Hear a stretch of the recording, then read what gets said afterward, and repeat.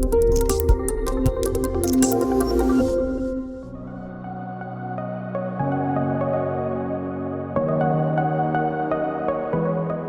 what's up, everyone? Welcome back. Thanks so much for joining us for another great video meetup today, sponsored by Trusted Tech Team.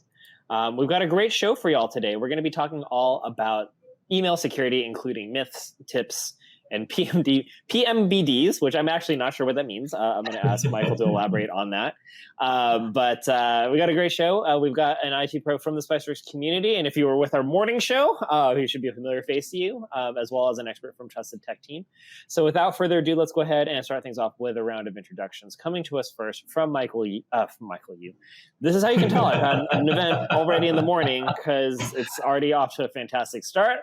Our first representative from Trusted Tech Team, Mr. Michael Yu. Michael, how's it going today? Welcome. It's going fantastic. Good to see you guys again. Thank you all for joining us. Real quick, PMDB is postmortem breakdown. So just FYI, I was pretty confused when I saw it too. But anyway, my name is Michael. I've done a couple of these before. If you're returning, it's nice to see you again. If this is your first time, welcome. I got my start in the tech industry by working for MSPs for about 5 years. I kind of dabbled in every aspect of that business and moved around a bit, but eventually came to Trusted Tech Team, where I decided to focus on cloud and O365. So far, I've loved that decision, and I truly believe that cloud is the future of computing. So I wanted to, be in that sector, and so far it's been great, and I look forward to providing value to you guys. All right, perfect. Well, thanks for joining us today, Michael. Excited to have you on. Let's go next to our IT pro. Like I mentioned, he is on the second game of a back-to-back, as am I. So, Tim, if you mess something up, we got you. I'm in the same boat too. But we'd like to welcome Tim Roberts to the show. Tim, how's it going today? Oh, not too bad. It's one of those. Everything's like a fire sale today. I'm Tim Roberts. I'm IT director over here at Lear Environmental. Sorry, Justin. Yeah, I was just going to say, tell us a little bit about yourself and what you do. Okay, sorry. I'm the now IT director as of like last month at Lear Environmental. Company essentially does like a hazmat cleanup for basically nationally at this point. And so I've been in the IT industry for about two decades now, pretty much. Worked at ISPs, worked at colleges, sort of mom and pop shops, all the way up through like national and international companies. Seen a mix of lots of different things between, you go to try and triage a PC, the floor sticky, all the way to, like you were saying with the, doing the whole postmortem of viruses, ransomware, all that fun stuff. All right. Well, thanks so much for joining us today, Tim. Excited to have you back as well. Before we go any further, a couple of things I did want to go over.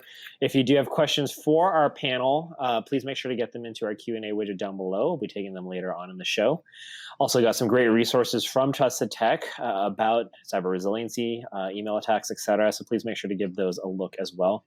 And wanted to give a special shout out to chat, especially a returning guest, Mr. Jim Forrest. Yes, that's right. He is back, gracing us with his presence once again. Also see Exofer in there, Shiva RR, little IT guy.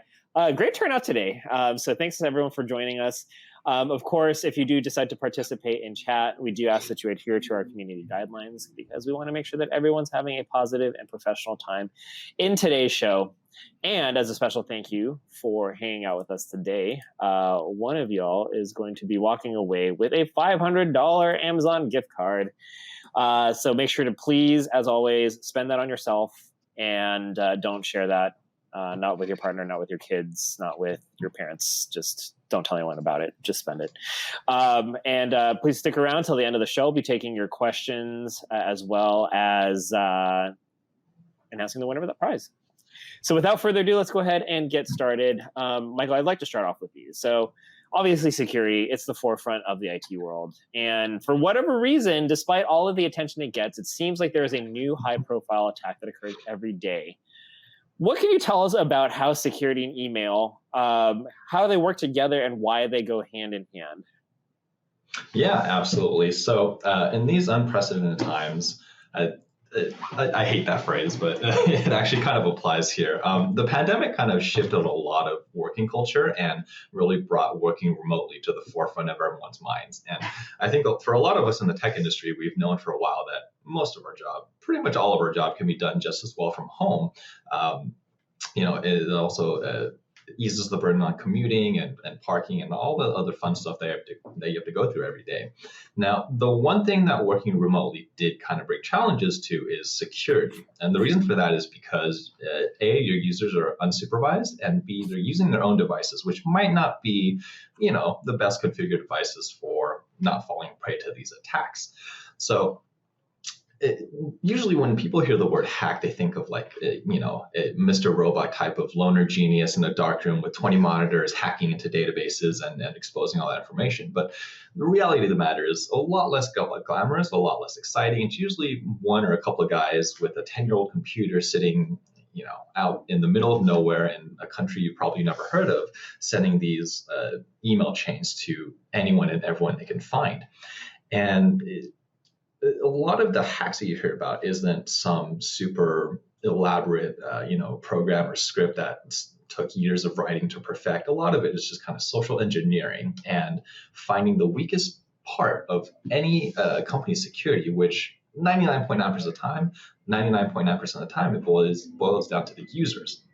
So according to Verizon, about half of all malware that's disseminated is done through email. And regardless of what that email is trying to get from you, email is going to be one of the weakest parts of your security system.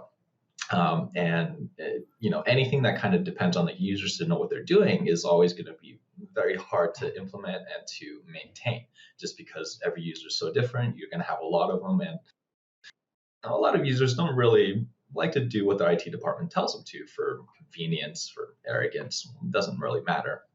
So getting hacked is not something that you ever want to deal with. Ransomware, having your stuff encrypted, it takes a lot of resources to fix, and it also kind of leaves you feeling uneasy for the future because now you kind of know that your entire company is at risk of something like this. So it's definitely not a statistic you want to be a part of. And today we're going to be talking about the different kinds of attacks you can get through email, some of the things you can do to prevent them from happening in the first place, and if all else goes wrong, what's the best steps to take if you do get compromised.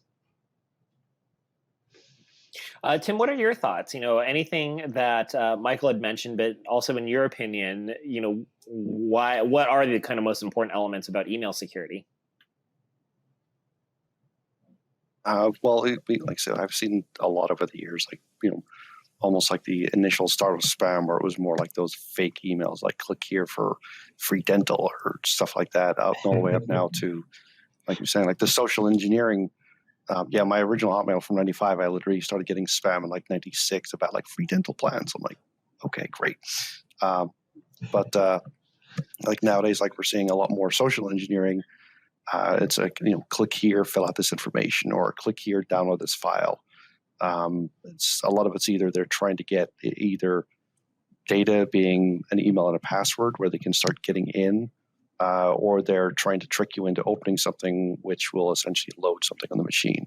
So it seems to be like the common entry point is normally attack the user. That is in all your weakest link at this point. Michael, let's go back to you. So, there's so many different types of emails attacks out there. What can you tell us about some of the more common ones and how can we recognize them?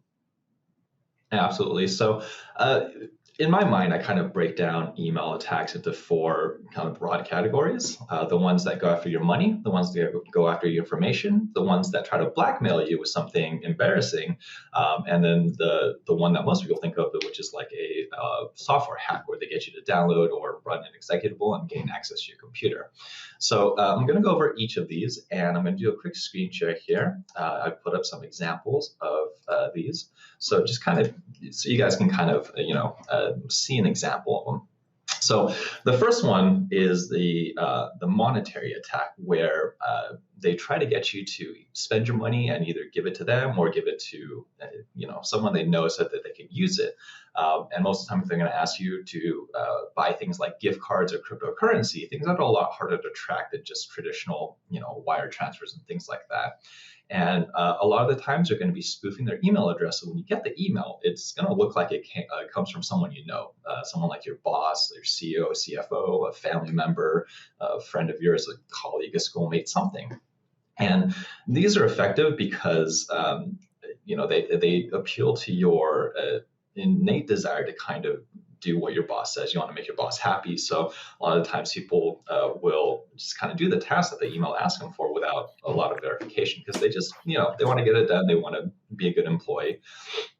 And, the most, I say famous or prominent one of these is the Nigerian prince scam, where someone from overseas tells you that there's some kind of royalty and they have a huge stack of money waiting for them. They just need your help for a little bit of the process, and then they'll give you $10 million afterwards.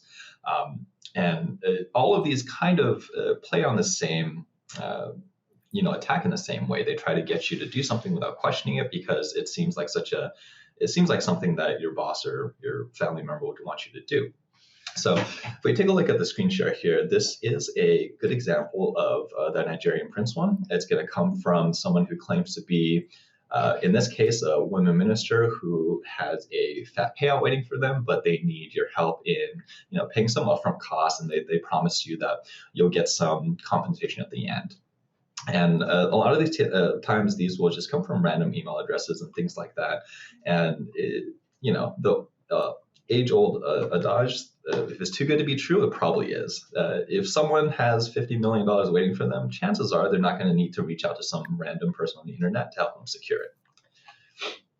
The second one here is one I've seen a lot working with a lot of businesses, and these will happen to 5-person startups all the way up to 100-person multinational companies.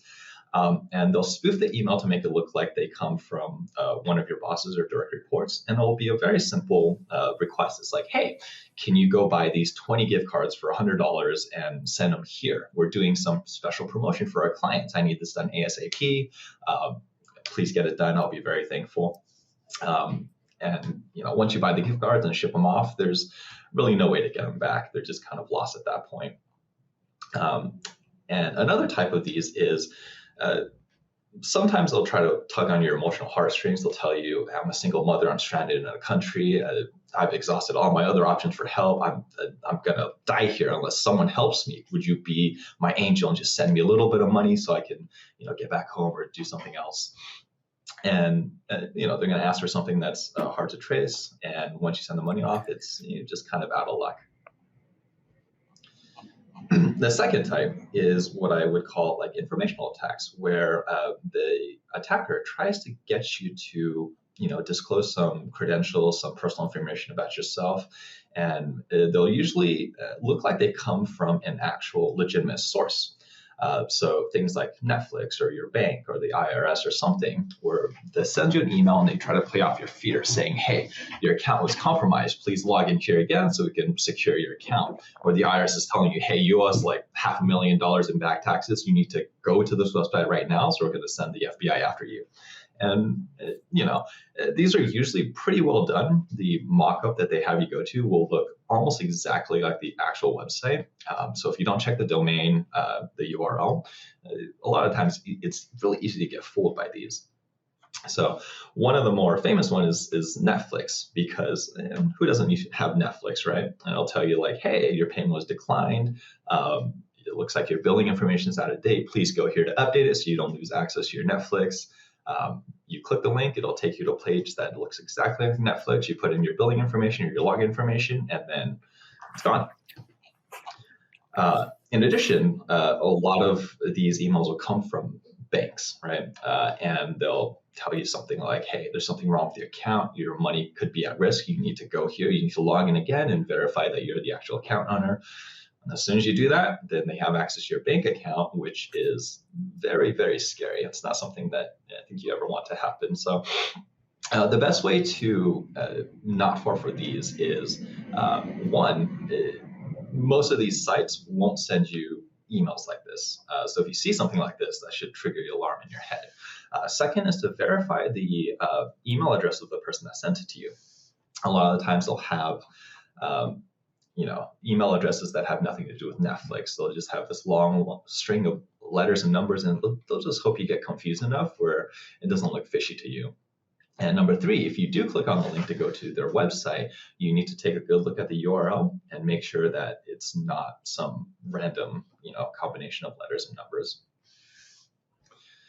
The third type of attack that you'll normally see are like blackmail attacks. And these are kind of funny to get, but they could be frightening if you get them and you're, not convinced it's a hack. And these will basically send you an email and they'll say things like, hey, we caught you doing something really naughty. And if you don't want everyone in your life to know and have video evidence of you doing some embarrassing stuff, you need to pay me some Bitcoin or Ethereum or any other kind of cryptocurrency or untraceable payments, stuff like that. And they'll usually have some sort of identifying info in the email saying, hey, I know your IP address is so-and-so.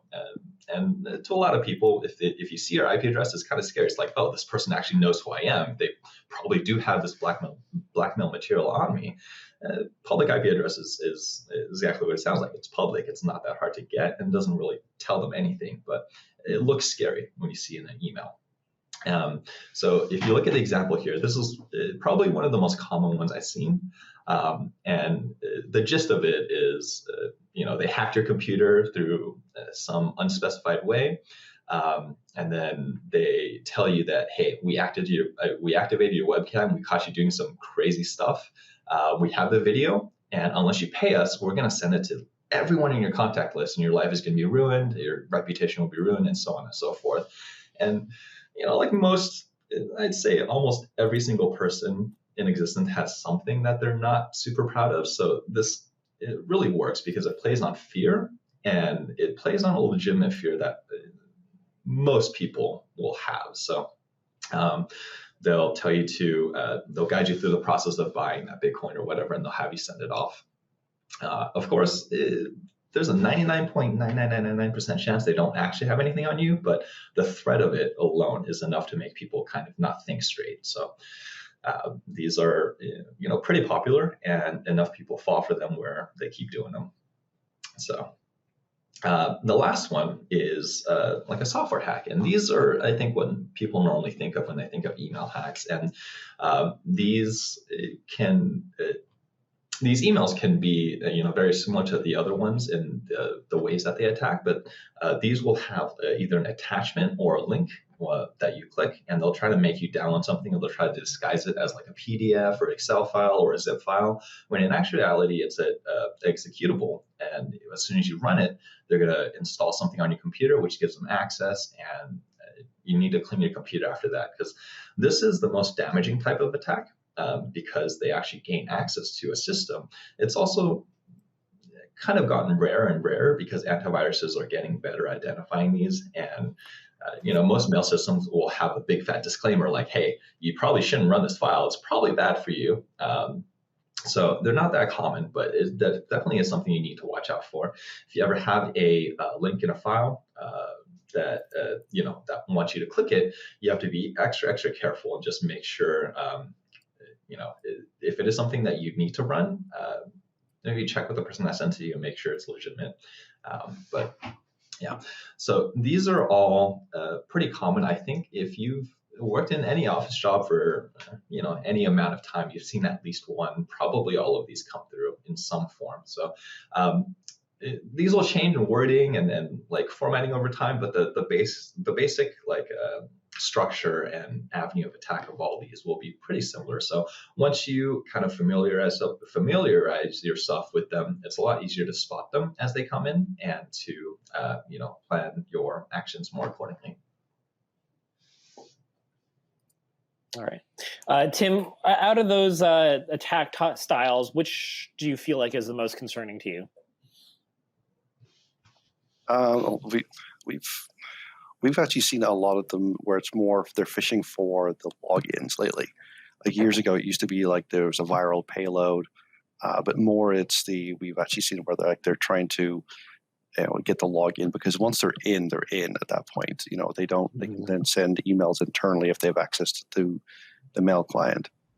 We've even had it where customers or other clients of the company that have been at and here, where their email system is compromised and it comes over to us with a, please click here to download the file, or please click here to get the invoice or something, or to log in to find like a DocuSign. And that's where they're phishing now for our logins over here, because they've already got them somewhere else.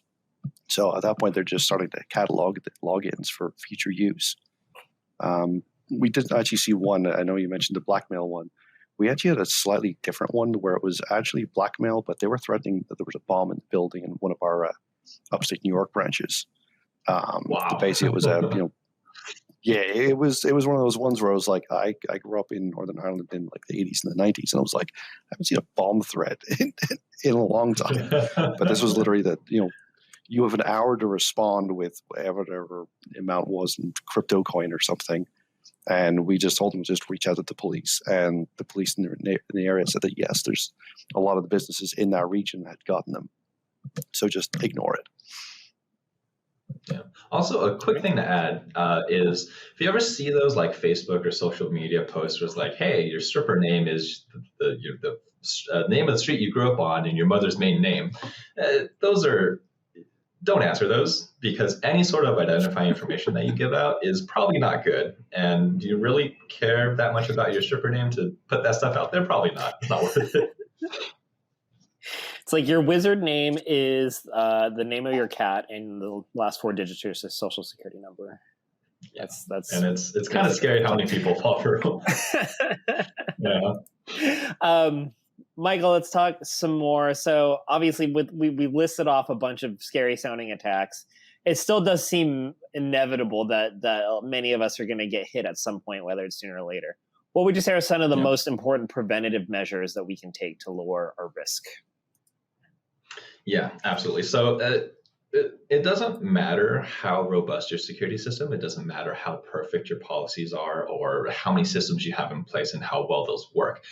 At the end of the day, you should expect to get attacked, and you should expect at least some of those attacks to get through. So it's a lot of the prevention measures here will try to address the weakest point in your system, which is the users. And the number one thing as far as like effort to value ratio goes is enabling MFA.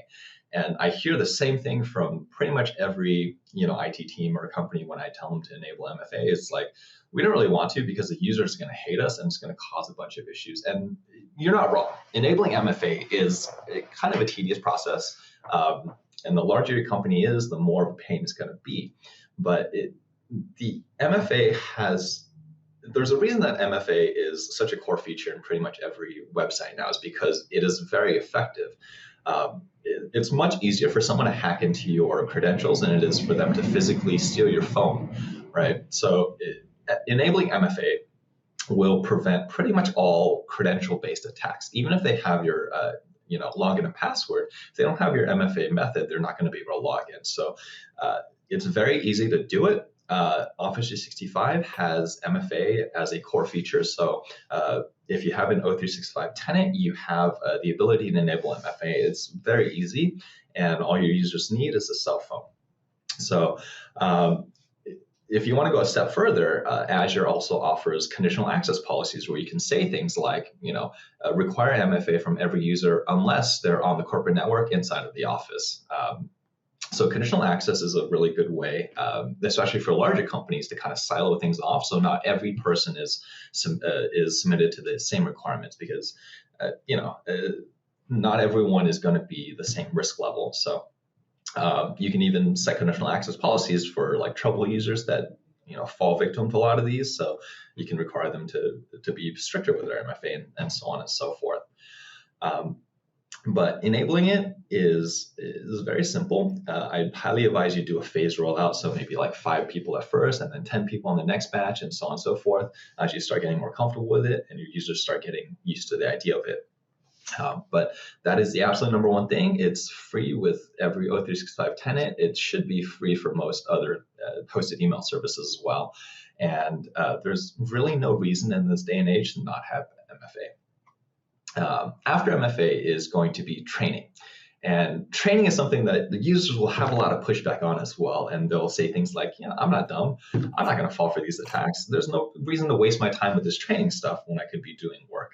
And the fact of the matter is, no matter how smart you think you are, no matter how many years you've worked in an office setting or how many emails you've seen, the chances are you will fall for one of these at some point in your life. And the more users you have, the bigger that chance is. So there's a lot of third-party companies that offer this type of training. KnowBe4 is probably the most prominent one, but Microsoft actually does offer their own attack simulation training. It's included with the Defender Package 2, and it's built into the O365 Admin Center, and you basically set up parameters, design a campaign, and it will attack your employees, and it'll spit out a report for you at the end that'll tell you, hey, these are the people that clicked on it. These are the people that went this far. This is kind of what you should focus on to beef up your security.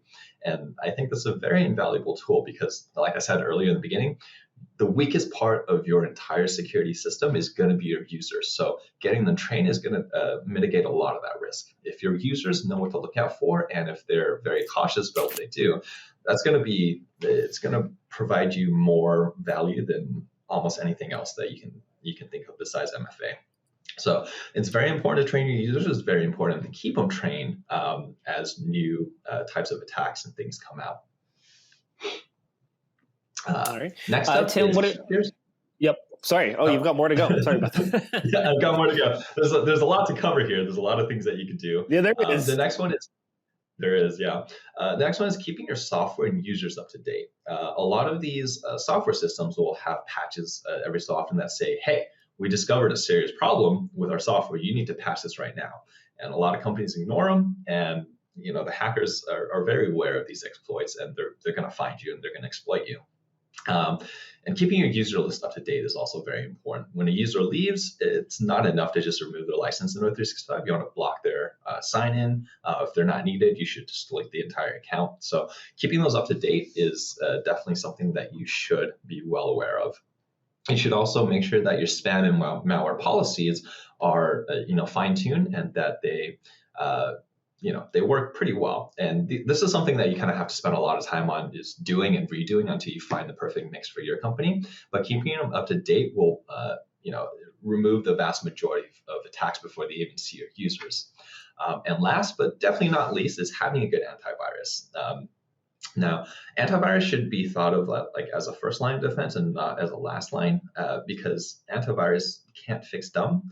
And if users can bypass the warnings, then antivirus is not going to do a lot. But it's a good idea to have it in place just for that extra protection. But just definitely don't think of it as a solid line of defense. It's more like a just in case kind of thing. All right. Tim, what about you? What do you feel like are kind of the key preventative measures for some of these attacks? You've talked a lot about users and user training. Do you feel like that is, in fact, still the most important? It's definitely one of the strongest and most important parts. You can have the antivirus, the anti-malware suite. A lot of that ends up being more useful nowadays. More as the triage, the after the event. It's right now it's more the preventative. Do you have the layers that you need of defense? Do you have the filtering in your email? Do you have other things too? Do you have it notifying that this is an external one? So if you see an email come in from what looks like someone who's an internal user, but the email is marked in the subject line as external, and then anything else like SPF fail, if you've got more warnings in there that they actually maybe pay attention to those, sometimes it's the flags that they actually recognize. They look at it, they'll question it more than just that, the CEO just emailed me oh my God, what's happening? I need to go get these gift cards for them right away. But the subject line says external, SPF fail, possible phishing, something like that. As long as you've got these extra layers between the human, that some things are a little bit smarter, maybe a little bit of AI that'll actually put the stuff in there for them. It'll at least help identify that maybe if they're not trained yet or they're not sure, at least it'll flag them for them too. Right. Excuse me. My Michael, let's go back to you. And in terms of, we talked a lot about preventative measures, but people still may fall victim even despite these. What is your advice on how to respond if you do suspect that you've become attacked in this regard? Yeah, absolutely. So because these attacks are gaining more prominence, because the attackers are finding out that if 1 out of 10 million people fall for it, it's a net profit for them. These aren't going away, I think, ever. It's just kind of something you have to always keep in mind, no matter what company you're working for, no matter what industry you're in, you're going to get attacked via email. So as good as preventative measures and training is, you should always expect to deal with, getting compromised at least once in your professional career. For the most part, if you have, like good backups or good, sort of retention policies in place, it's not going to do too much damage. But there are definitely some things that are good to do if you feel like you have been compromised. And the first one is reset the passwords of any users that you might think might even be, marginally affected. It's better to be safe than sorry. So reset the passwords for every user that might have been affected, and then if it's not already done, enable MFA and sign them out of all current devices. So that will stop any credential-based attacks from continuing. If the attack was software-related in nature, make sure you disconnect the machine from the network and purge it and clean it, and don't plug it back in until you're absolutely sure that the machine is not infected any longer. If it infected multiple machines, or if it got onto the server and got access to your core infrastructure, it's best to roll to a backup after you clean the machine, just to make sure that there's nothing lingering. And if the attack was due to outdated software, or a user account that was inactive but still still able to log in, make sure you purge those immediately and update any software. In the near future, you should perform an in-depth review and figure out how exactly the attack got into your systems. Whether it was a user just entering information they shouldn't have, whether it was a software hack that still resides on the machine somewhere, or whether it was just really, really bad security policies, or things being too accessible. You need to find the core cause of the attack and make sure you patch it up. And just do an overall security audit of your entire system. Anything that could be open to the public is susceptible. That's a really hard word to say, to attack. So it's worth taking your time to kind of go over these with a fine comb and making sure that you don't have any obvious vulnerabilities. Check your firewalls, check your filters, make sure that all of that's configured and you're not giving just open access to anyone on the web. And if the attack was because one of your users just did something they shouldn't have, they should have known better, make sure to enroll them in some sort of training. As much as they fight tooth and nail, it is very important to keep them up to date on training. So sometimes you got to force it, but I think it's very worth it in this case. If the issue is software related, make sure you do a very, very deep scan and audit of your systems. Make sure nothing is lingering. Because things like that, if you think you got rid of them and then you leave it dormant for a month, they might just have another month to kind of figure out your system. So make sure you clean it very, very well. Things to keep in mind after the attack is, number one, if you don't have a very good backup system, make sure you get one. These can get pretty expensive, but it's for a good reason. Backups are pretty much critical, I would say, in this day and age for any company. No matter what you have, make sure you have a good backup. So if the absolute worst happens, you can just roll over to backup and lose maybe a couple of days instead of weeks or months and all that. So make sure you review every security policy you have and just make sure they're up to date and there's no big gaping holes in them. And if you don't already do it, make sure you have you run a weekly or a monthly audit of your systems and your users. Make sure they're up to date. Make sure you don't have any inactive accounts that have admin access, things of that nature. Just kind of button down the hatches and make sure that, even if you did get attacked, you patch up those holes so it doesn't happen again. All right. Tim, what are your thoughts? Do you feel, what do you feel are kind of the most important preventative measures in your opinion? Yeah, like I said, it's not always like, the idea of like the one giant big wall. It's more just keep like adding layers.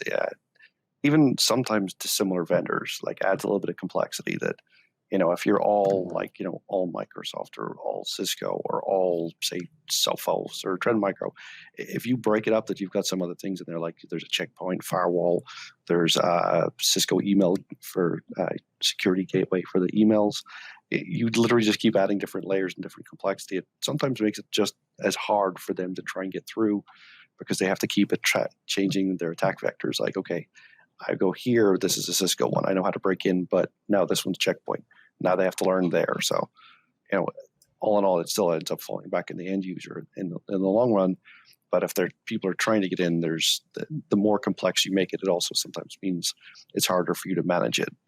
So you got to sort of figure out where that lies of like, how complex do you want to make it versus how complex do you want to manage it. We've seen multiple things over the years. Like I worked a couple of different companies. Like our firewall was through Nortel, but then our authentication was through Active Directory. One of the things that I do whenever people leave, I don't always remove the account because sometimes we have turnaround where it's seasonal staff. So, but what I do is I strip them out of domain users. So at that point, they can't log into any computer because pretty much the computers are set up that domain users can log in, but I set up an additional group. I basically strip out domain users, put this other one, put it in a completely different OU that has no access to the rest of the network. So essentially, the account's still there, it's disabled, but has no access to pretty much anything. But if you need to, you can always re-enable it. It's much quicker to do that and just add some groups versus having to start from scratch again. Like I said, it all depends on how much staff or how many, both in IT and how many your company has. So, how complex and how much time do you have in your hands? All right. And Michael, let's go back to you. So, as we all know, misinformation in the world is rampant. And unfortunately, this extends to the world of IT as well. Can you help clarify some of the most misconceived facts and details regarding some of the more high-profile cyber attacks occurring recently? Equifax, Colonial Pipeline. These are some that kind of these are some of the most recent attacks that I think even folks who don't work in IT probably heard about. Yeah, absolutely. So even global multi-million-dollar companies with hundreds of IT staff can fall to these attacks from time to time, and most of the time you think these are like super elaborate hacks with hundreds of people working, in high-level positions that somehow gain access to these giant server rooms that are inside of a mountain or things like that. But a lot of these hacks are, a couple of people who are smarter than average, but definitely not, like Mr. Robot level genius where they can hack any system. And I think the big thing to keep in mind here is that human error is the cause of pretty much all of these, big name cyber attacks you've heard of. It's very, very rare that a hacker is skilled enough to get in through just sheer hacking ability alone. A lot of times it involves attacking the weakest point, which again is your users. I'm going to keep saying that because it is the most true thing that can be said about security is your users are your absolute weakest point.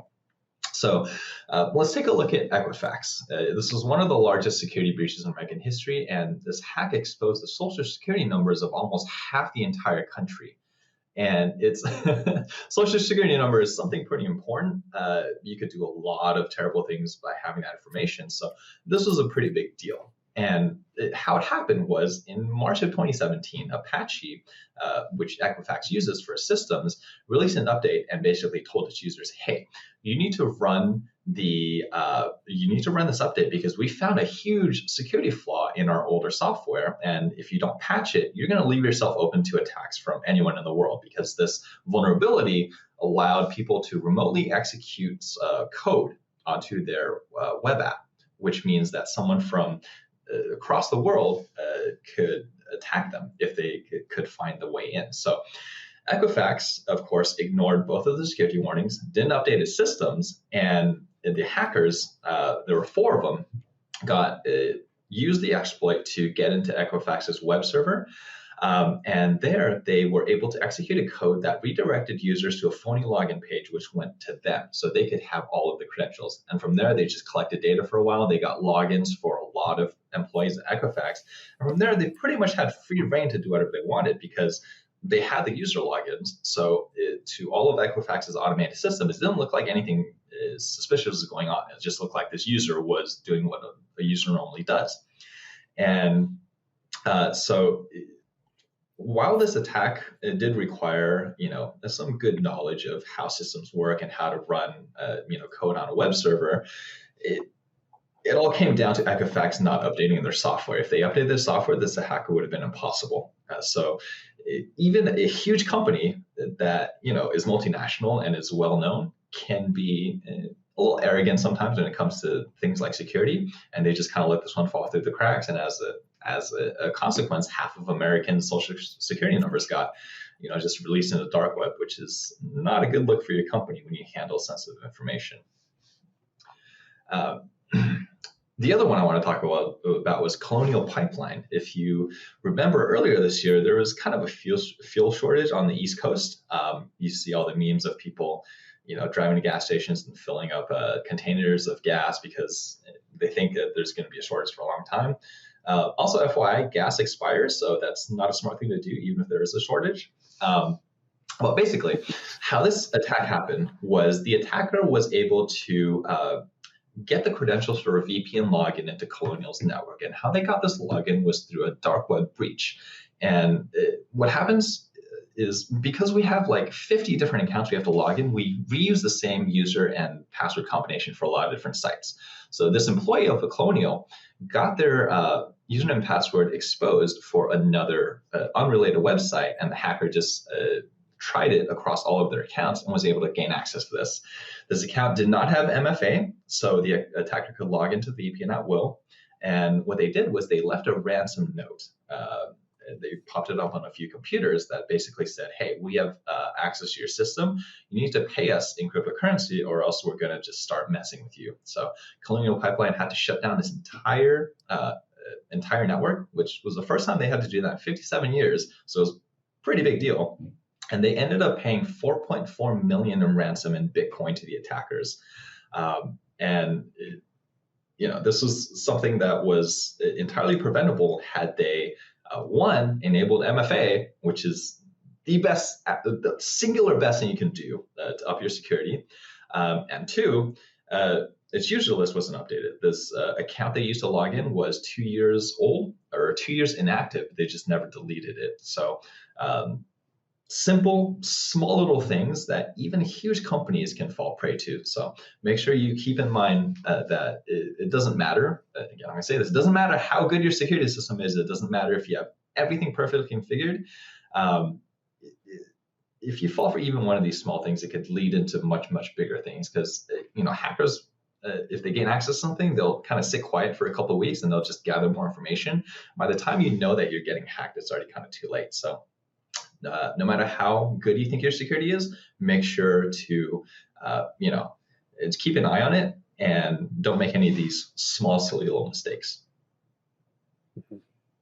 All right. Let's go ahead and get some questions from the audience. Got a bunch. I would love to get both your takes on these.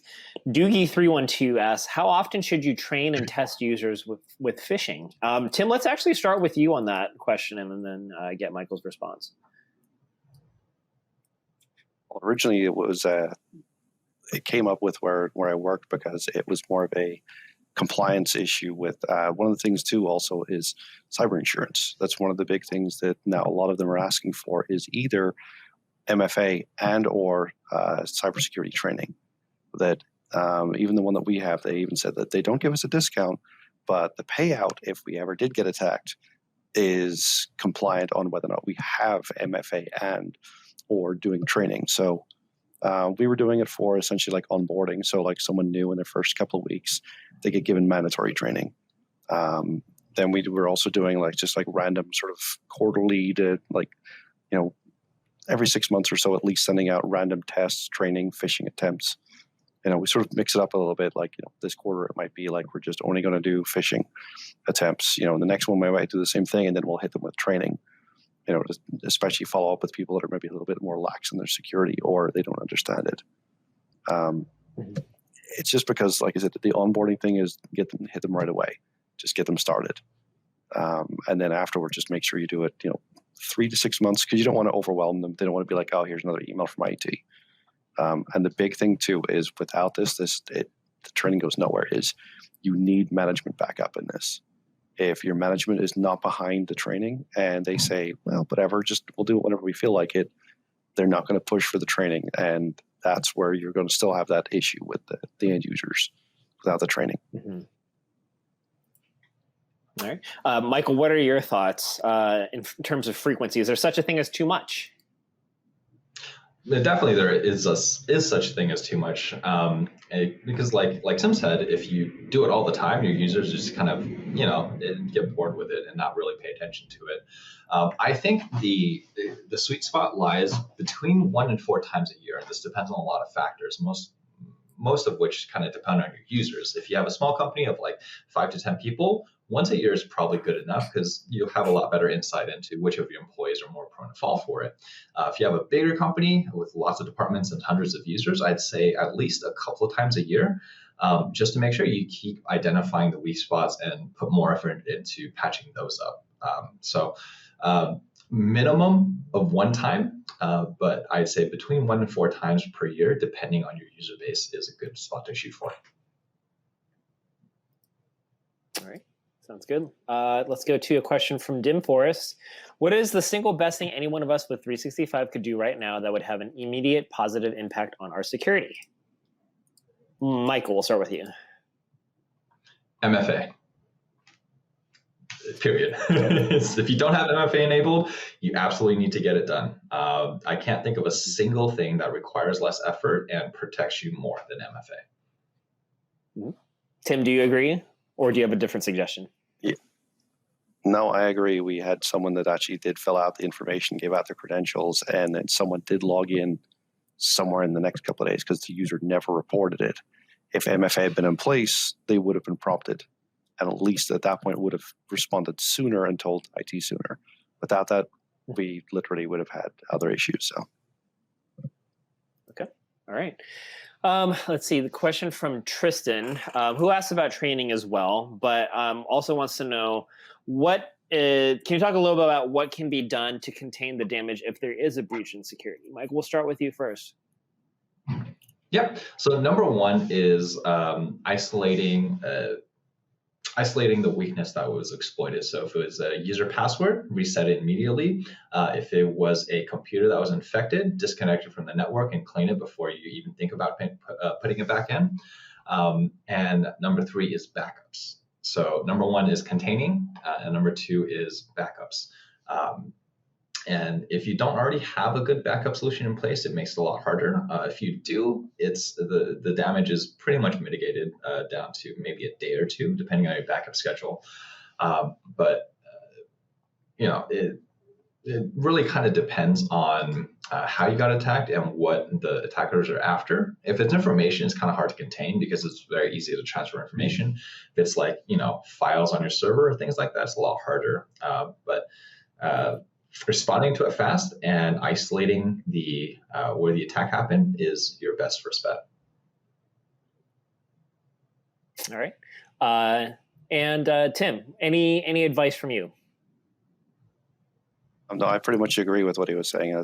We've seen the same sort of issues over the years, so I pretty much agree with that. Backups are definitely one of those, and also test your backups too.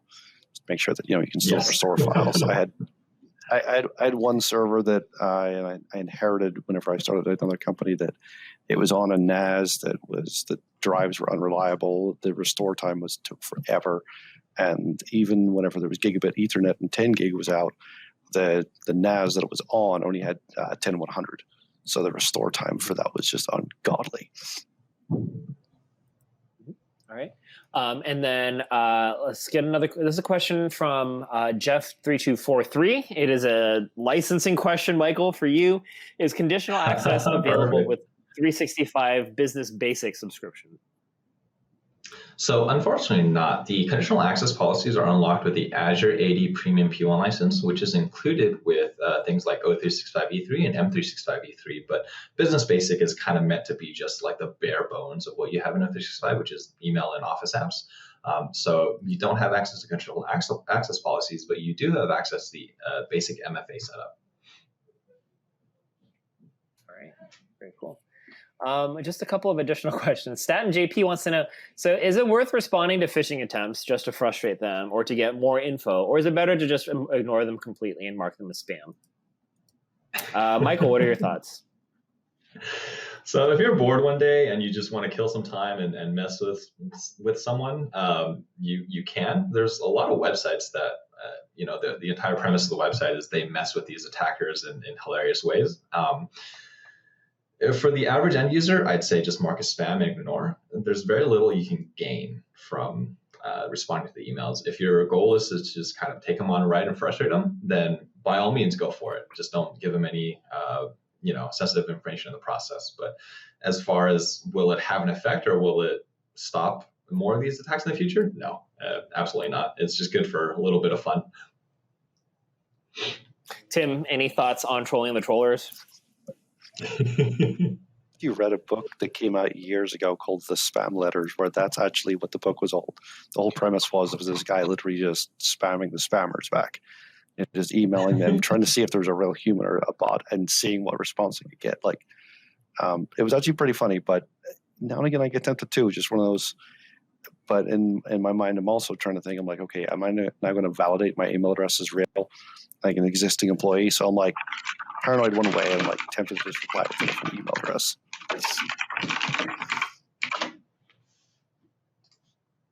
All right, sorry, I don't know if you guys can hear it. I've got yard people right outside. And then let's get one last question from FI Force, who wants to know, is there a way to make a policy so that you hide file extensions of known type to be false by default? For example, name.doc.exe or name.doc.bat will look as name.doc to an end user. Michael, do you have any input on this? Yeah, so this is a option in File Explorer, which you can set via group policy or Azure policy if you're Azure AD synced, that can turn this on or off by default. All right, well, there you have it. All right, folks, we're starting to wrap up. I wanted to see if you guys had any final thoughts or advice that you had for our audience today. So Tim, we'll start off with you. Any final takeaways that you would have for our audience about Office 365 and email security? Mostly training, enabling options, like I said, having that the subject line contains external if they're external, just because that way at least the users are a little bit more informed. Even if they're not trained, hopefully the information stops them from seeing that, oh, that's actually outside. Oops, don't click on that link then. Mm-hmm. But training is definitely a key. And pretty much it. All right. And Michael, any final words of wisdom from you? Your security is only as strong as your weakest user.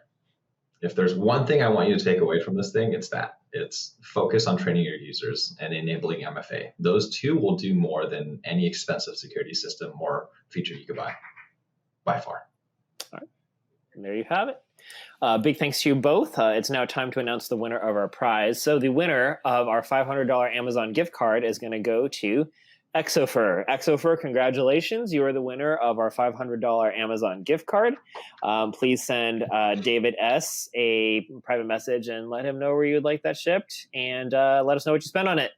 Tim, big thanks again for pulling double duty with me. Hope your brain is not fried and that you're able to go around with the rest of your day. Michael, thanks for your time as well. It was a pleasure to have you on. And thank you to Trusted Tech Team for sponsoring today's event. We hope you guys will join us for a future event that we've guys got coming up. So please make sure to click on the orange button that says click here for upcoming events, or by sticking around until after the presentation ends. But until next time, y'all, please stay safe, keep it spicy. We'll see y'all back here next time.